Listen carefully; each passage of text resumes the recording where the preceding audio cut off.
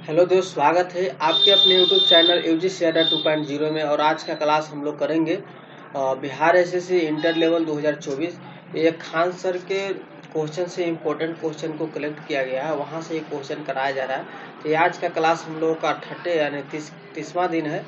अभी तक मेरे पहले वाला वीडियो को नहीं देखे हैं तो जाकर प्लेलिस्ट बना हुआ है, वहाँ से आप लोग देख सकते हैं। और मेरे चैनल को इस तरह के वीडियो पाने के लिए चैनल को सब्सक्राइब कर लीजिए, साथ में बेल आइकन बटन को भी दबा लीजिए। इससे होगा क्या कि आपको हर वीडियो का नोटिफिकेशन टाइम पर मिलता रहेगा। तो चलिए अब हम लोग अपने क्लास को स्टार्ट करते हैं। आपके सामने पहला नंबर क्वेश्चन शो हो रहा होगा। अभी मैं थोड़ा सा मार्कर ले लेता हूँ। यहाँ से मार्कर ले लेने के बाद क्या होगा कि पढ़ाने में आसानी होगा और आप लोगों को भी कोई तरह की दिक्कत भी नहीं होगा ना। कौन सा पेन ले लूँ? चलिए पेन ले लिया मैंने, ठीक है। क्या कर रहा है कि देखिए क्वेश्चन है कि बिहार के किस जिले में नागी बांध स्थित है। बहुत ही अच्छा प्रश्न है कि बिहार के किस जिले में नागी बांध स्थित है। तो यहाँ पर चार ऑप्शन है: जमुई, लखीसराय, नवादा और बांका। तो यहाँ पर चार ऑप्शन में से आपके सही जवाब हो जाएगा जमुई। जमुई में जो है ना, बिहार के किस जिले में नागी बांध स्थित है? तो जमुई में स्थित है। जमुई में स्थित है। कहाँ में स्थित है? और अभी बिहार में कितने जिले हैं? अगर यहाँ से अगर क्वेश्चन आपसे पूछा जाए कि बिहार में कितने जिले हैं, तो बिहार में जिलों की संख्या जो है से आपको 38 है। कितना है? 38। नेक्स्ट नंबर क्वेश्चन है कि कौन सा कानून कार्य क्षेत्र में महिलाओं के आर्थिक हितों की रक्षा करता है। दोस्त, मैं आप लोगों से गुजारिश करता हूँ, और पिछले किसी कारणवश जो है फैमिली में तबीयत खराब हो रहा था, जिसके वजह से क्लास नहीं आ पा रहा था। मैं अब क्लास आप लोगों को कंटिन्यू करूंगा, और विलम्ब हुआ उसके लिए मैं माफ़ी चाहता हूँ। और आप लोग जो है वीडियो को देखिए और अपने दोस्तों के पास शेयर कीजिए, सपोर्ट कीजिए, वीडियो को लाइक कीजिए। लाइक नहीं आप लोग करते हैं, थोड़ा सा हमें हेल्प की ज़रूरत है आप लोगों से। चलिए इसका जवाब दीजिए कि कौन सा कानून जो है कार्य क्षेत्र में महिलाओं के आर्थिक हितों की रक्षा करता है। बहुत ही अच्छा प्रश्न है। तो हितों की रक्षा करता है दहेज प्रतिषेध अधिनियम जो है 1961, ये जो है से आर्थिक हितों की रक्षा करता है। ऑप्शन नंबर आपका बी सही हो जाएगा। नेक्स्ट नंबर सवाल है कि हरित पथ मोबाइल ऐप का उद्देश्य क्या है। हरित पथ जो है उसका मोबाइल ऐप का उद्देश्य क्या है? यहाँ है राष्ट्रीय राजमार्गों पर वृक्षारोपण का निरीक्षण करना। ऑप्शन नंबर आपका डी सही हो जाएगा कि राष्ट्रीय राजमार्गों पर वृक्षारोपण का निरीक्षण करना है। नेक्स्ट है मीर कासिम ने अपनी राजधानी मुर्शिदाबाद से कहाँ स्थानांतरित की। मीर कासिम ने अपनी राजधानी मुर्शिदाबाद से कहाँ स्थानांतरित की। तो सही जवाब इसका हो जाएगा मुंगेर में की। कहाँ में की? मुंगेर में की। ऑप्शन नंबर आपका ए सही हो जाएगा, मुंगेर में की। दोस्तों पिछले जो से किसी कारणवश से जैसे टाइपिंग में हम लोगों का समय नहीं मिल पा रहा था, जिसके वजह से टाइप क्वेश्चन नहीं कराया गया था। अब जैसे आपको टाइपिंग किया हुआ क्वेश्चन कंप्यूटराइज मिलेगा। चलिए इसका जवाब दीजिए कि निम्न में से किस राज्य में गुज्जर एवं बकरवाल जनजातियां निवास करती हैं। निम्न में से किस राज्य में गुज्जर एवं बकरवाल जनजातियां निवास करती है? ये जम्मू कश्मीर में निवास करते हैं। कहाँ में? जम्मू कश्मीर में। ऑप्शन नंबर आपका सी सही हो जाएगा। नेक्स्ट सवाल है कि वन स्टॉप जो सेंटर है योजना जानी जाती है, किसके रूप में जानी जाती है? वन स्टॉप सेंटर योजना किसके रूप में जानी जाती है? वो जानी जाती है सखी केंद्र के रूप में। ऑप्शन नंबर आपका डी सही हो जाएगा। नेक्स्ट सवाल है कि आर्युवेद के महान विद्वान चरक किस राजवंश के शासन काल से संबंधित है? आर्युवेद के महान विद्वान चरक किस राजवंश के शासन काल से संबंधित है? तो वो संबंधित है आपको कुषाण वंश के शासन काल से संबंधित है। ऑप्शन नंबर आपका डी परफेक्ट हो जाएगा। चलिए आगे की ओर हम लोग बढ़ेंगे। आप लोग शुरू से अंत तक वीडियो को जरूर देखिएगा, बहुत ही आपको एग्जाम में हेल्पफुल साबित होगा। क्वेश्चन है कि चटगांव शस्त्रागार डकैती की योजना किसने तैयारी की थी? कह रहा है कि चटगांव शस्त्रागार डकैती की योजना किसने तैयारी की थी? बहुत ही अच्छा प्रश्न है। तो सही जवाब इसका हो जाएगा सूर्य सेन ने स्थापित किया। किसने तैयारी की थी? सूर्य सेन ने तैयारी की थी। ऑप्शन नंबर आपका बी सही हो जाएगा। नेक्स्ट नंबर सवाल है कि भारत का उष्णकटिबंधीय वन शोध संस्थान कहाँ में स्थित है? भारत का उष्ण कटिबंधीय वन शोध संस्थान कहाँ में स्थित है? वो स्थित है आपको जबलपुर में स्थित है। कहाँ में स्थित है? जबलपुर में स्थित है।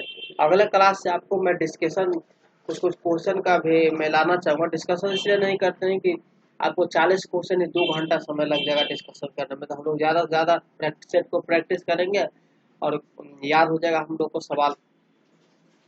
क्वेश्चन है कि निम्नलिखित में से कौन सी समिति मुख्यतः जनजातीय क्षेत्रों में पंचायती राज से संबंधित है। बहुत ही अच्छा प्रश्न है, तो सही जवाब इसका हो जाएगा दिलीप सिंह भुरिया समिति। दिलीप सिंह भुरिया समिति जो है वे पंचायती राज से संबंधित है। दोस्तों मैं आप लोगों को बहुत से क्वेश्चन करा दूं। खान सर बिहार एसएससी के नाम से एक प्लेलिस्ट बनाया हुआ है, वो आपको डिस्क्रिप्शन बॉक्स में लिंक दिया हुआ है। ये आज का जो क्लास मेरा चल रहा है 30 क्लास चल रहा है, जिसमें आपको लगभग जो है 70 क्वेश्चन एक सेट में कराया गया। तो 70 में आप लोग जोड़ लीजिए, कम से कम 30 से गुना कर लीजिए, 70 या 21 यानी 2000 के आसपास आपको एक खान सर के प्रीवियस ईयर से क्वेश्चन आपको कराया गया है। और एक प्लेटफार्म और स्पार्क के बुक से भी आपको क्वेश्चन कराया गया, उसमें 35 सेट चलाया गया है, जिसमें 50 क्वेश्चन का कराया गया है। तो उसमें भी बहुत ज्यादा क्वेश्चन आपको कराया गया। तो आप लोग नहीं देखें तो जाकर नीचे प्लेलिस्ट में लिंक डिस्क्रिप्शन बॉक्स में प्लेलिस्ट का लिंक दिया हुआ, वहां से आप लोग देख सकते हैं और अच्छे से तैयारी कर सकते हैं। बहुत ज्यादा क्वेश्चन है, बारी बारी से आप लोग प्लेलिस्ट को सेव कर लीजिए और वीडियो को देखिए और दोस्तों के पास शेयर भी कीजिए। चलिए इसका जवाब आप लोग देते चलिए। निम्नलिखित में से किस नदी के तट पर हाइडे स्पीच का युद्ध लड़ा गया था। कह रहा कि निम्नलिखित में से किस नदी के तट पर हाइडे, यहाँ पर देखिए हाइडे स्पीच का युद्ध लड़ा गया था। तो ये नदी का नाम था आपको झेलम नदी। कौन सी नदी पर था? झेलम नदी के तट पर लड़ा गया था। ऑप्शन नंबर आपका डी सही हुआ। नेक्स्ट सवाल है मेरे दोस्त कि भारत में नागरिकों के मौलिक अधिकारों का संरक्षक कौन है। भारत में नागरिकों के मौलिक अधिकारों का संरक्षक कौन है? तो मौलिक अधिकारों का जो संरक्षक है सर्वोच्च न्यायालय। कौन है? सर्वोच्च न्यायालय है। ऑप्शन नंबर आपका 20 सही हो जाएगा। नेक्स्ट सवाल है कि राज्यसभा को लोकसभा के बराबर अधिकार है। राज्यसभा को लोकसभा के बराबर अधिकार क्या है? तो ऑप्शन नंबर ए हो जाएगा सरकार के निष्कासन में। सरकार के निष्कासन में। राज्यसभा को लोकसभा के बराबर अधिकार क्या है? सरकार के निष्कासन में। ऑप्शन नंबर आपका सॉरी क्या पढ़े हम लोग कि राज्यसभा को लोकसभा के बराबर अधिकार है संविधान के संशोधन में है। ये गलत हो गया, संविधान के संशोधन में। ऑप्शन नंबर आपका ये सही हो जाएगा। नेक्स्ट नंबर सवाल है यहाँ पर दो कि ब्रिटिश ईस्ट इंडिया कंपनी की स्थापना कब हुई थी। सभी लोग जानते हैं कि ब्रिटिश ईस्ट इंडिया जो कंपनी है इसकी स्थापना जो है आपको 1600 ईस्वी में किया गया था। कब किया गया था? 1600 ईस्वी में किया गया था। ऑप्शन नंबर आपका ए सही हो जाएगा। नेक्स्ट सवाल है टोबा झील स्थित है। टोबा झील कहाँ में स्थित है? जो टोबा झील जो है वो सुमात्रा में स्थित है। कहाँ में स्थित है? सुमात्रा में स्थित है। नेक्स्ट नंबर सवाल है कि समस्तीपुर जिले में यहाँ पर रिक्त स्थान है कि राजेंद्र कृषि विश्वविद्यालय स्थित है। निकाला कि समस्तीपुर जिले में कहाँ में राजेंद्र कृषि विश्वविद्यालय स्थित है। तो सही जवाब हो जाएगा पूसा में स्थित है। कहाँ में स्थित है? पूसा में स्थित है। ऑप्शन नंबर आपका सी सही हो जाएगा। नेक्स्ट सवाल है दोस्त कि संसदीय शासन का मूल सिद्धांत क्या है। देखिए यहाँ पर मैं टैग नहीं लगा पाता हूँ कि टैग लगाने में थोड़ी सी ज्यादा टाइम लग जाता है टाइपिंग करने में, तो मैं सीधा ही direct question previous year set से उठा लेता हूँ और आप लोगों को करा देता हूँ। ऐसा ना सोचेगा कि क्वेश्चन प्रीवियस ईयर नहीं, इसी तरह के क्वेश्चन आपको एग्जाम में पूछे जाएंगे। चलिए इसका जवाब दीजिए कि संसदीय शासन का मूल सिद्धांत क्या है। तो संसदीय शासन का मूल सिद्धांत जो है सामूहिक उत्तरदायित्व है। क्या है? सामूहिक उत्तरदायित्व है। ऑप्शन नंबर आपका सी सही हो जाएगा। नेक्स्ट सवाल है अटल पेंशन योजना की भलाई के लिए केंद्रीय सरकार के द्वारा प्रारंभ की गई। कहा कि अटल पेंशन योजना की भलाई के लिए केंद्रीय सरकार के द्वारा कौन सी यानी प्रारंभ की गई। तो यहाँ पर 4 ऑप्शन दिया गया है यानी असंगठित क्षेत्रों के कामगारों, असंगठित क्षेत्रों के कामगारों। ऑप्शन नंबर आपका डी सही होगा। नेक्स्ट सवाल है कि चंद्रगुप्त मौर्य चंद्रगिरी पर्वत श्रवणबेलगोला किस जैन संत के साथ गया था। कहा कि चंद्रगुप्त मौर्य चंद्रगिरी पर्वत श्रवणबेलगोला किस जैन संत के साथ गया था। वो गया था भद्रबाहु के साथ गया था। ऑप्शन नंबर आपका सी सही हो जाएगा, भद्रबाहु के साथ गया था। चलिए हम लोग आगे बढ़ते हैं। क्वेश्चन है कि निम्नलिखित में से किसने रॉलेट एक्ट को काला कानून कहा था। बहुत ही अच्छा प्रश्न है, इसे आप लोग हो सके तो 3 स्टार लगा ही लीजिए। निम्नलिखित में से किसने रॉलेट एक्ट को काला कानून कहा था? सही जवाब इसका हो जाएगा एम के गांधी ने, एम के गांधी ने। नेक्स्ट सवाल है, राज्य का सर्वाधिक महत्वपूर्ण तत्व है। मैं अब आप लोगों को 40 से 50 क्वेश्चन नहीं करा पाऊंगा, 40 या 50 क्वेश्चन आपको देखने को मिलेगा कोई भी सेट में। तो उसमें से कुछ कुछ क्वेश्चन के मैं डिस्कशन कल से लाना चाह रहा हूँ, और आप लोगों के अगर आ गया हो तो आप लोग कमेंट जरूर इसमें बताएं कि डिस्कशन चाहिए। और अभी आरपीएफ के जो वैकेंसी दिया हुआ है और एएलपी का, ये सब के रिगार्डिंग जो है एक साइंस का सेट तैयारी किया जा रहा है, वो भी आप लोग जुड़िएगा, वो भी आपको वीडियो देखने को जल्दी मिलेगा। क्वेश्चन है कि राज्य का सर्वाधिक महत्वपूर्ण तत्व क्या है? बहुत ही अच्छा प्रश्न है। तो यहाँ संप्रभुता, ऑप्शन नंबर आपका डी सही हो जाएगा। नेक्स्ट सवाल है, राष्ट्रीय आपदा प्रबंधन प्राधिकरण केंद्र किस मंत्रालय के अधीन कार्य करता है? कह रहा है कि राष्ट्रीय आपदा प्रबंधन प्राधिकरण केंद्र किस मंत्रालय के अधीन कार्य करता है? तो ऑप्शन नंबर डी हो जाएगा, गृह के अधीन कार्य करता है, ऑप्शन नंबर डी। नेक्स्ट सवाल है, बेटी बचाओ बेटी पढ़ाओ योजना की शुरुआत कब हुई? तो बेटी बचाओ बेटी पढ़ाओ योजना की जो शुरुआत है वो आपको 2015 ईस्वी में किया गया। कब किया गया?